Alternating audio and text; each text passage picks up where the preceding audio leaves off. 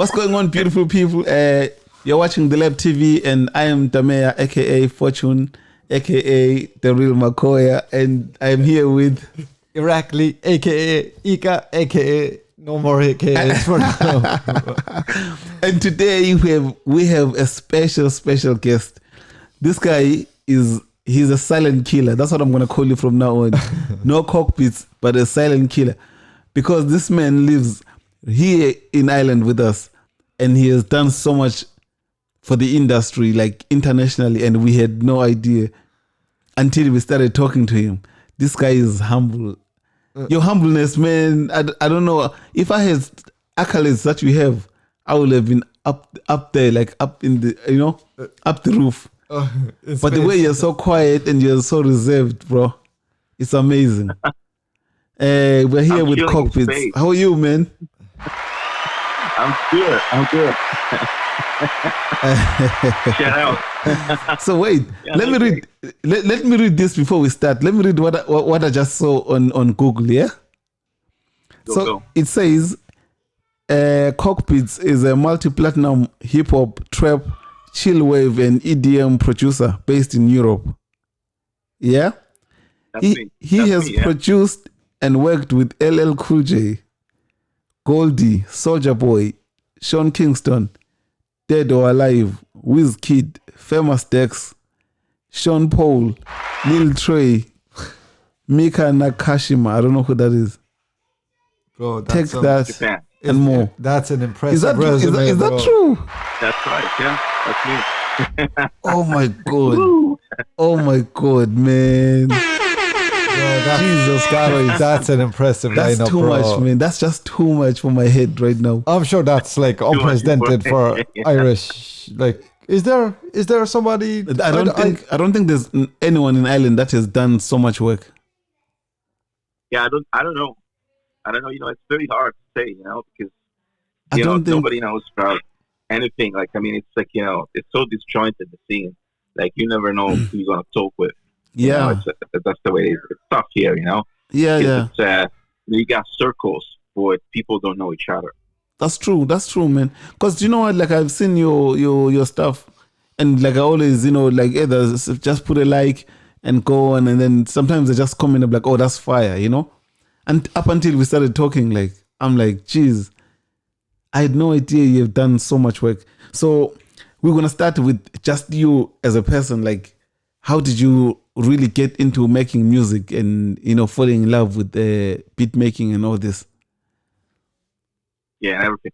Well, that's a very long story. Like, I started at the end of the '90s. That's why LL Cool J. In the '90s. I was gonna ask that actually. Yeah, a long time ago. Yeah. That's why you got all the list of people in there.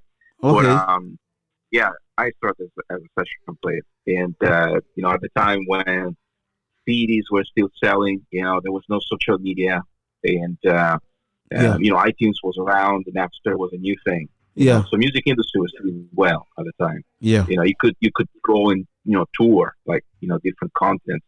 Yeah. You can do that. It was it was hard obviously, but it wasn't as saturated as today. Yeah. Like today, everybody's a producer, everybody's an artist, everybody's a photographer. Like, there's so much shit going on. Like, that's it's true. just like it's too much. But I think today we got amazing tools, and it's a lot easier to make music. Like, it's a lot harder to promote yourself. Yeah. And to get your name out there, and to also create a network. So it's more tools, more accessibility. But definitely, it's a lot harder. If you want to, to establish yourself, or even if you just want to let people know you exist. Depends what you want. But after playing, pretty much like worldwide, the 3 continents, lived in Japan, lived all around Europe, different continents. Yeah. After doing that, I started to get more into production and and actually making the whole song, not just playing guitar, playing bass, or drums. Yeah. And recently, well, not really recently, like in 2005, 2006, and then around that period, I started to get into electronic music. Seriously, Yeah. And I started like with dance music as as a DJ, and also as a DJ doing visuals too. Yeah. And after that, like in the last few years, like I'd say like 3-4 years, I started to get in, like producing hip hop. Because before, I was involved with a few projects where I was like heavy into. I mean, I like hip hop music, obviously, and the whole culture, but I wasn't like producing like for massively, for hip hop artists. Yeah. And throughout the years, like I've been in and out, also with labels. I used to do a lot of music for EMI Records. It doesn't exist anymore. It's a major label. Yeah. And then in the past 5-6 years, started to do stuff, with Sony Music, and and getting projects and getting involved, in different projects. Yeah. And then I started to focus on music production. 360 degree is one thing that for me helps a lot is being able to play different instruments.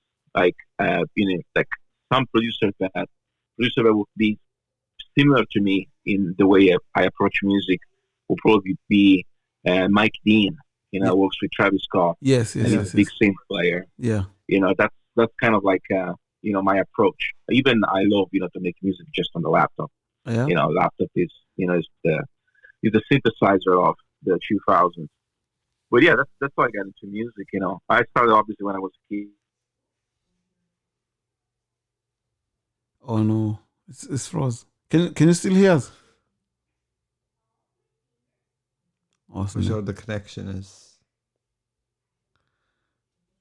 is a bit slow.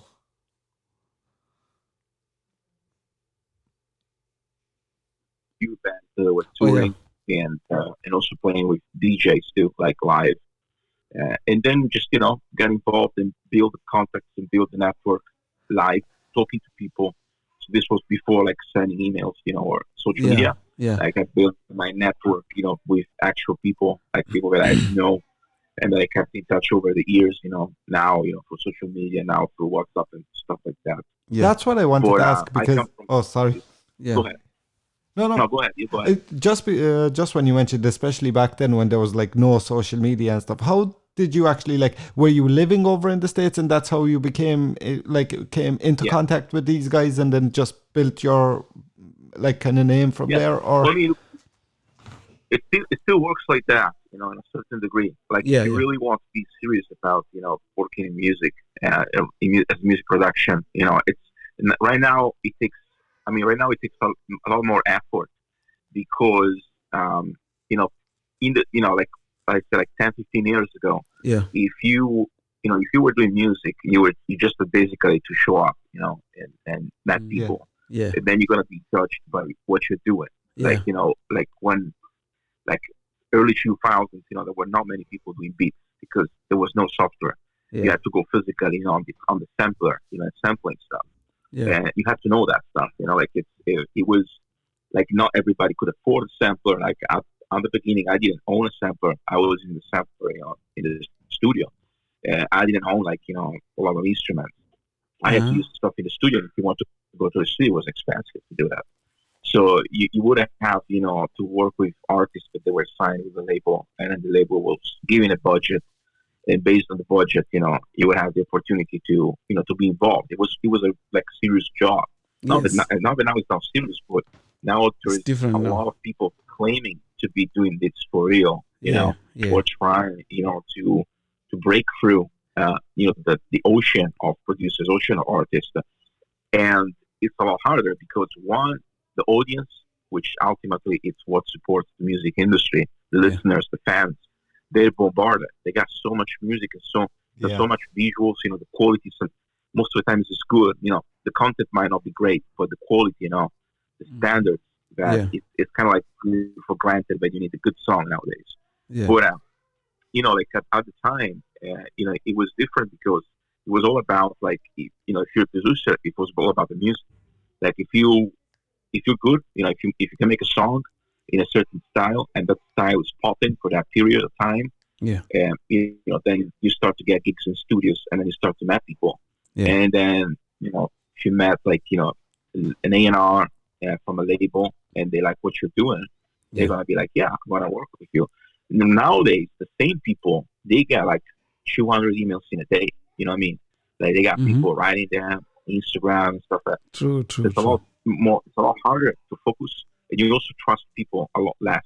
And at the time. Yeah. So and it's just harder, on the communication level, True. and also to keep So, track of what's going on. yeah, I was gonna ask you a question there. Are you signed? Yeah, the distribution deal with Sony. Okay, so And, that's how. Yeah, is that how you? Is that how they get you to work with other artists like outside Ireland, or like, like for example, the feature with Alkaline, for you to work with Alkaline, how does that work? Is it Sony that connects you, or is it your connections with the people around outside the country? It's both. It's both. It's both. Because nowadays it's not enough to be with a label. It doesn't really matter, like the label itself. Yeah. It matters the team that you're working with. Yeah. So what happens is that, in my case, it's a bit different because I'm not just involved from the music side. I'm involved also from the executive production side, so putting together the team. I spend a lot of time on the phone talking to people and organizing like the studio, the producers. Like there's not just me in the track. There's several other people. Really? Writing lyrics and studios. There's a bunch of people that you need to coordinate. Yeah. So because of that, I get involved into that. So for example, there might be an artist that says, not an artist, a label that says to me, I would like to have my artist to do a collaboration with, I don't know, a dancehall artist that I work with. Yeah. And then I make that happen, and in the process, obviously, I get involved in the music. Really? Okay, so sometimes it could be like that you produce a beat for Sony and then they end up handing it over to one of the artists, and then that's how the collaboration kind of comes together. Yeah. Or also like it could be ghost production, like I work with different labels, not just with Sony. Yeah. It could be, like selling a song, for example, or, not necessarily beats. I don't sell my beats. I sell the full song. Or it could be, for example, that, again, like there's a team, and then in the team, they need somebody that is, particularly good in a certain genre or can bring a certain type of, flavor. I mean, if you look at the production credit of songs by Beyonce or Kanye West, there's like 600 producers. I don't know if you saw the credits. I think there was one Beyonce song that was something like 64 writers credited. Obviously, that's insane, Yeah. But it just shows you that there are so many people behind a release. Yes. They are also behind, the music video. Now, this in Ireland doesn't exist because in Ireland there is no infrastructure for music business. In Ireland, you're on your own. Yeah. And then I was gonna say that, I was gonna say that since you are now in Ireland and you have all this knowledge, like I think you are the missing puzzle to this music industry in the country right now. Yeah, I tried. I'm working with a few labels that are here in Ireland. Is it? I've been involved. I'm involved with DBN. No way. Music, about you're an out, and I did beats like for Dubzino. I've been like Gyronic, all these guys. Really? And I've just been involved. Yeah, because I like the way Bino and Haji, shout out DBN Music. I like the way they work, and with their artists, and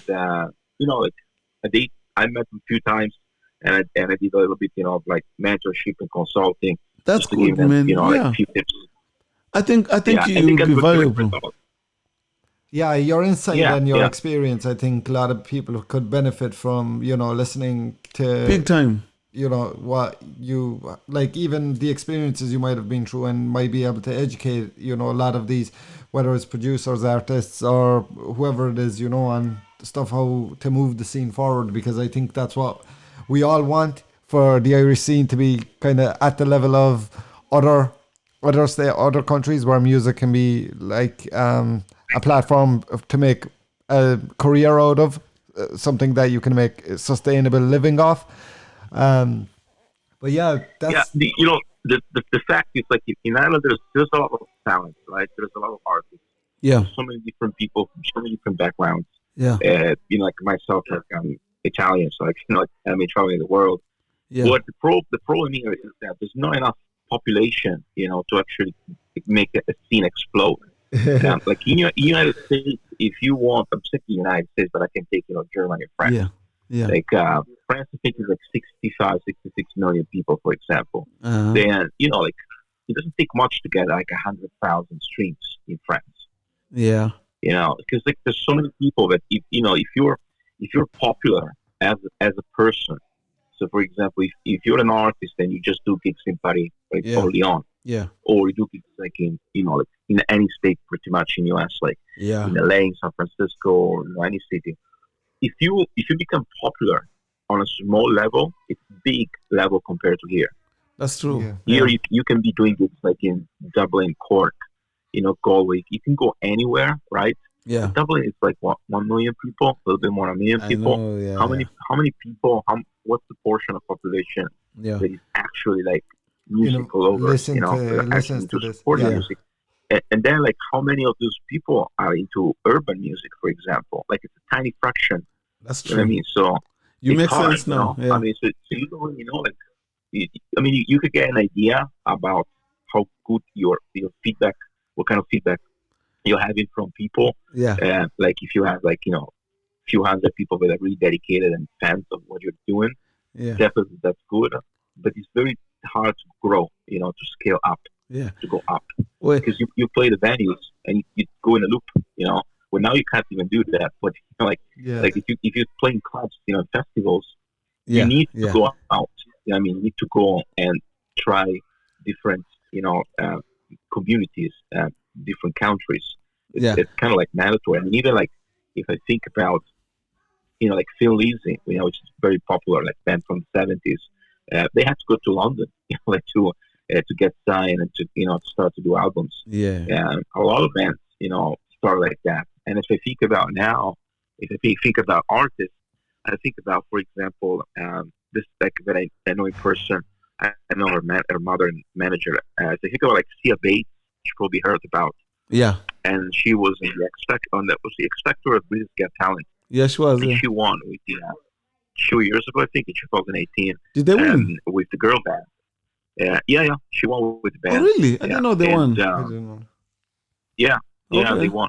And but she was like in Dublin doing music, I think, for 4 years. Yeah. Nothing was Yeah. happening, I mean, it was happening, but she wasn't growing, That's true. Yeah. And I then, remember.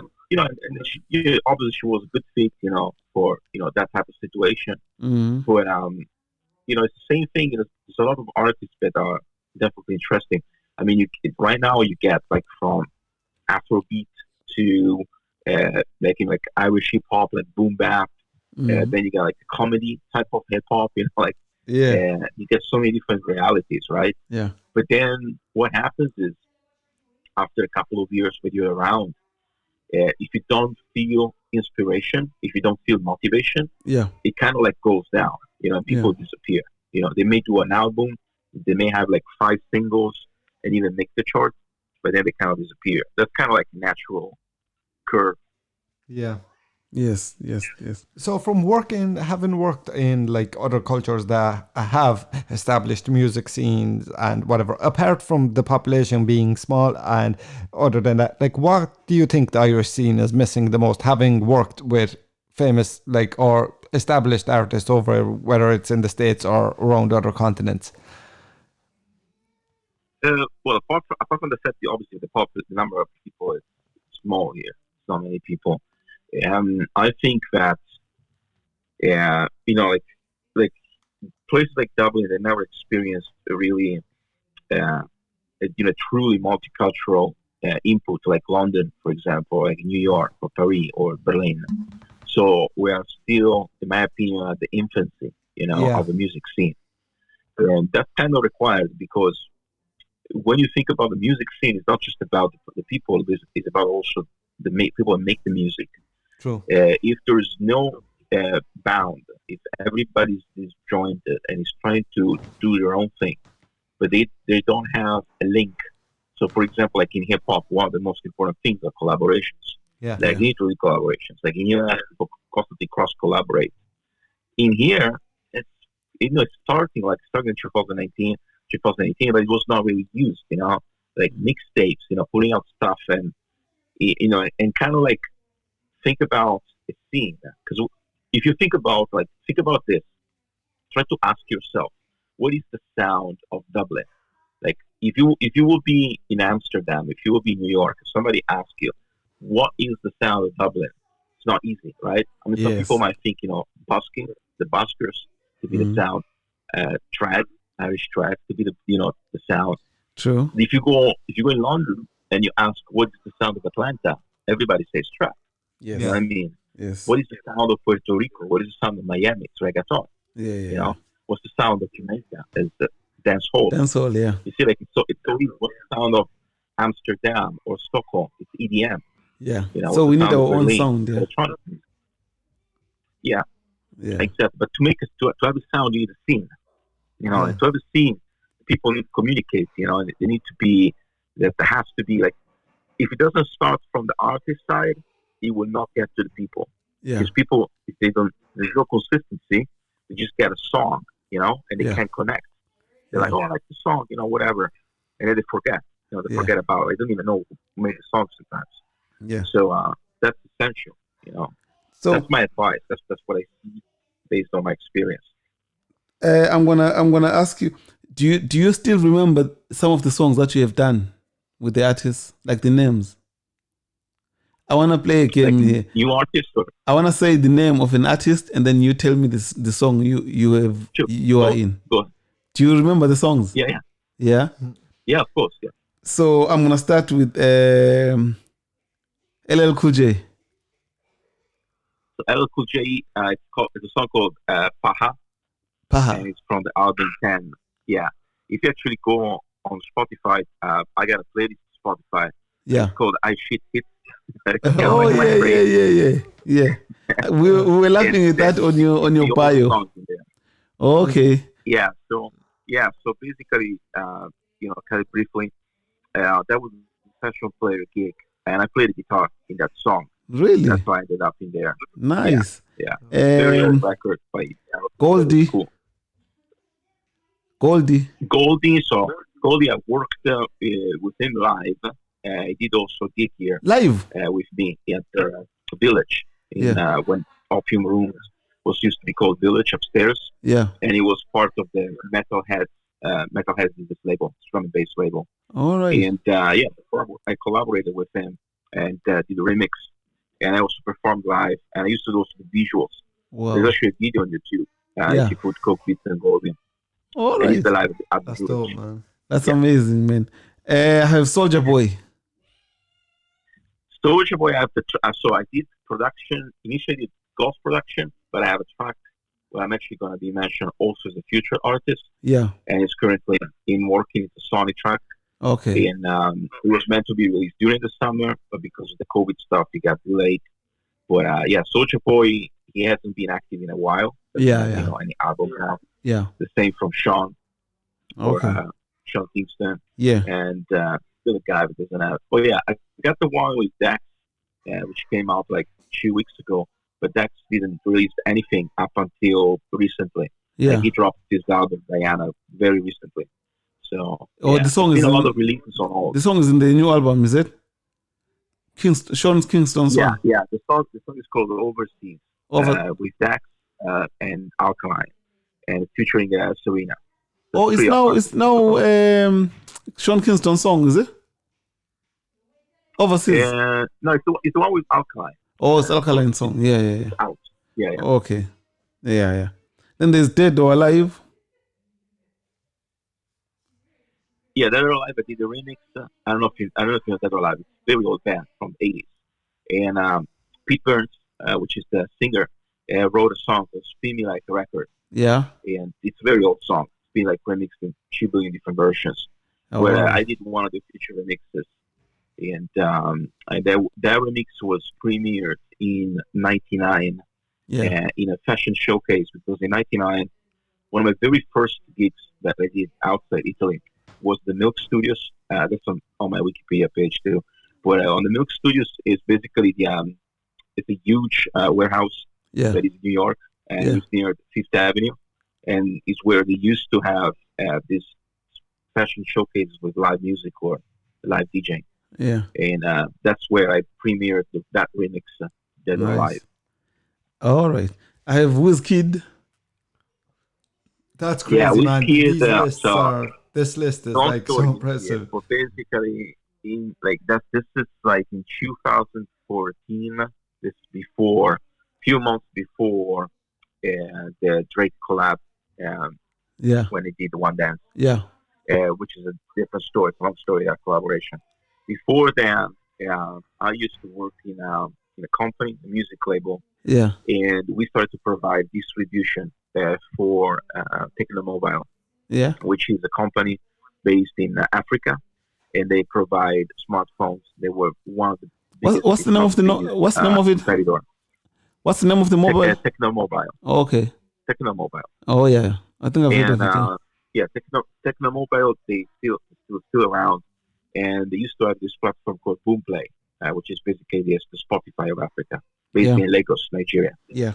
And also have South Africa. They have Harare in Brazzaville. They're in different parts of Africa. Jeez, yeah. And I used to take care of the distribution for several, Afrobeat and pop artists. Yeah.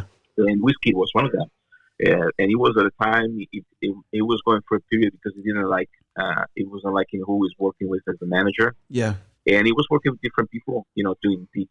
And I ended up doing the beat for one of his songs. And that's how it went. I'm still still in touch with his current manager, which is in London. Yeah. And he has now dual passports. It goes now not, but a few years ago, 2018, 2019, he was a regular, performer at the Africa Fest in London. Do you remember the name of the song? It's Kilo Fe. It's in his first record. It's called Ayo, the album. Yeah. And then the song is Kilo Fe. Oh, yeah. Okay. Nice. That's Wizkid, is it? Yeah. Yeah, I look forward to it. Yeah, Wizkid. I'm actually gonna go blast all these songs. I'm gonna go look for all these songs and blasting them. Nice. Okay. That's cool. Yeah. So right now I'm working on a song with Sean Kingston. Yeah. And then I have the one coming up with Soulja Boy and Lil Tjay in the making. Yeah. And next year there's one which was Strictly Red. So there's all stuff that was meant to come, to be dropped earlier this year. But because there's no touring support, they're just holding on the releases. Yeah. Jesus Christ. That's big, man. That's amazing. That's really crazy. So is there any? So random, I know. No, do you know? We were just trying to we're on your page on Instagram. So on your page, you don't really show much. You just show yourself making beats, and stuff. And then your bio caught us. We're like, what? Your bio were like, I should what? I should hit. I should hit. Yeah. And then we saw all the names. So we saw all the names. We're like, no, maybe this is the wrong guy. We're like, what?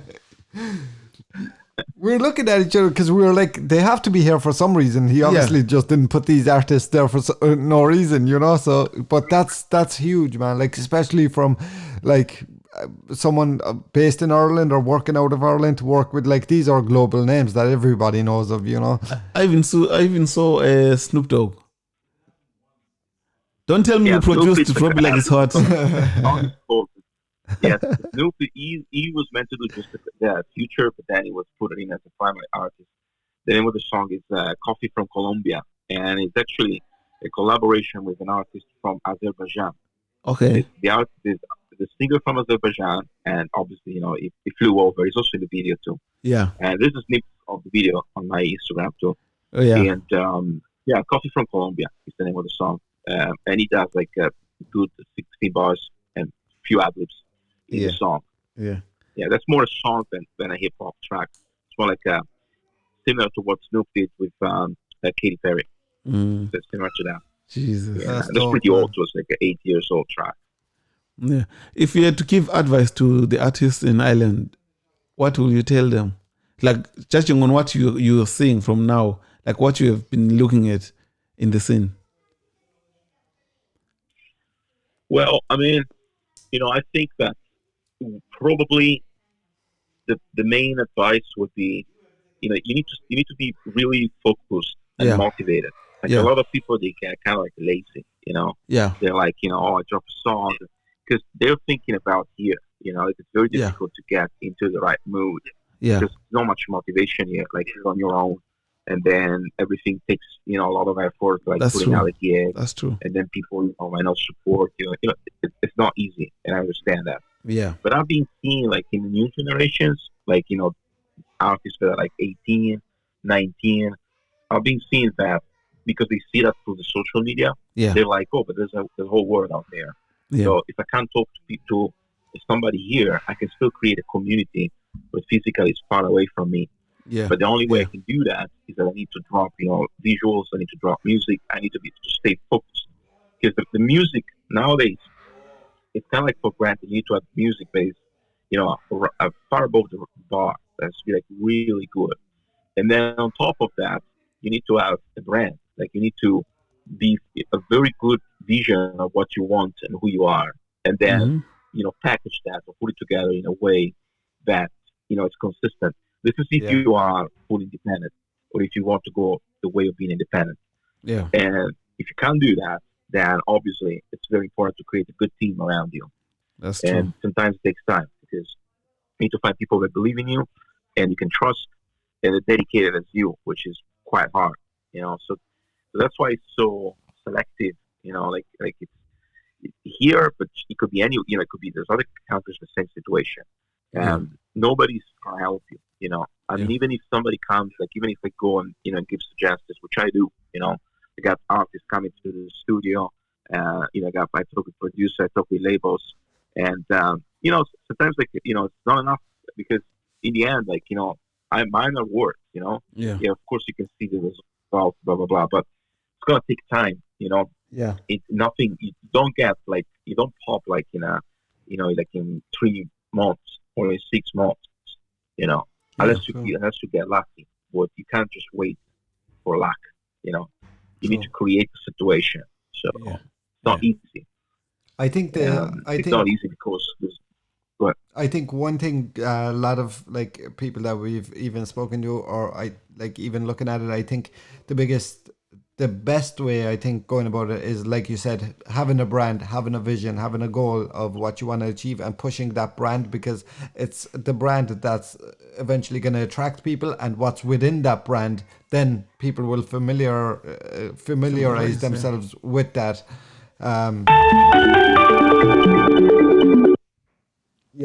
So I think sorry about that, but I think building a brand and pushing the brand is a big thing that a lot of Irish, if we were to give advice, well, that would be the biggest thing. I think have a brand and push the brand. Can't be waiting for luck. You know? So I want to add one thing. Like you need to think that you can't really create a brand. Like you are the brand. Yeah. So like an artist needs to come in peace to themselves and understand that they can't fake a brand. Yeah. They need to be authentically who they are. And then eventually,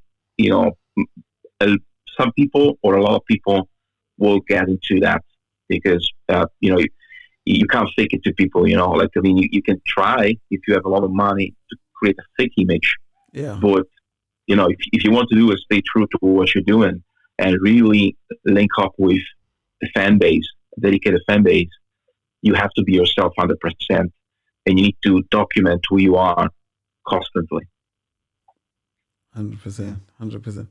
So if I knew artists that were really talented and I wanted them to get advice or direction from you, do you provide such a service? Mm-hmm. I do. Also, like I promoted on the. This is mostly for music producers.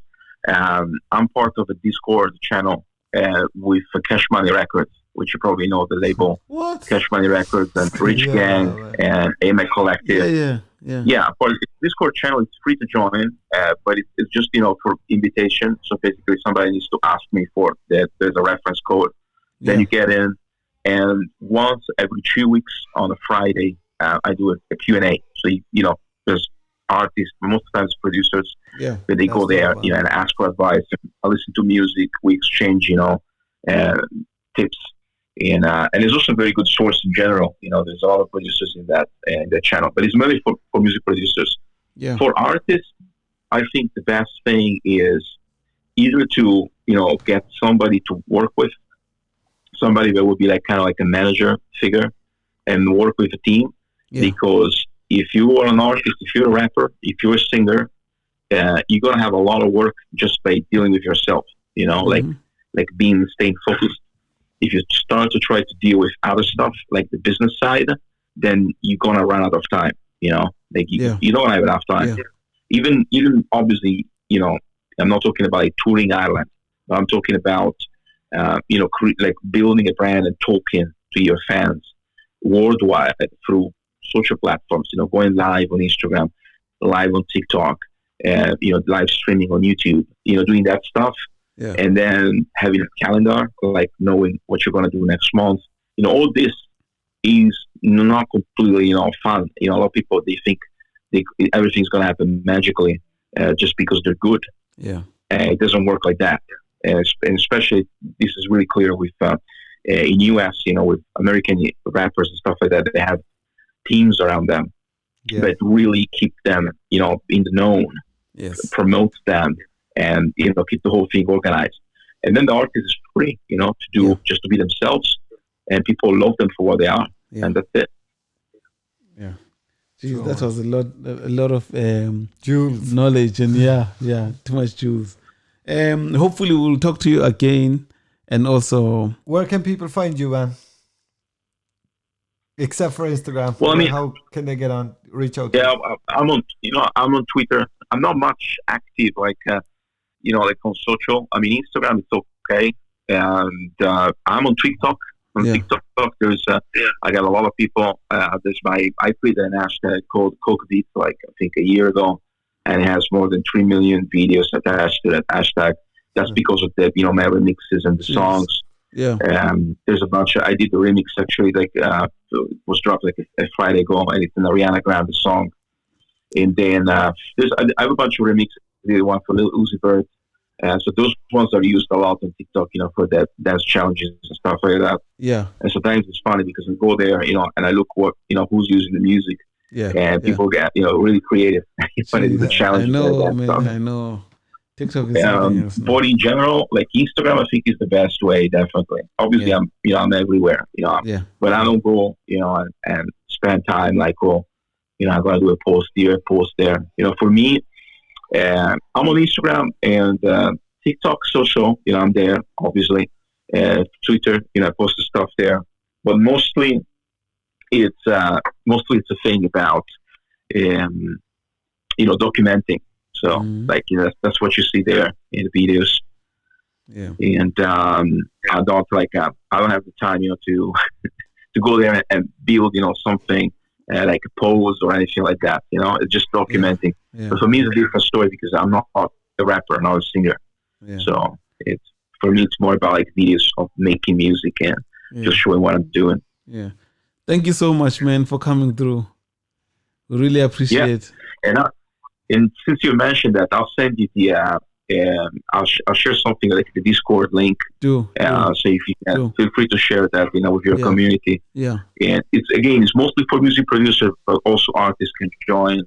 Yeah. And hopefully, they're gonna find some helpful tips and advices. Yeah, that's great, man. Thank you very much, man. It was a pleasure. Yeah, it was a pleasure talking to you. Yeah, for sure, no problem. One more round of applause for you. You too. Good talk to you, man.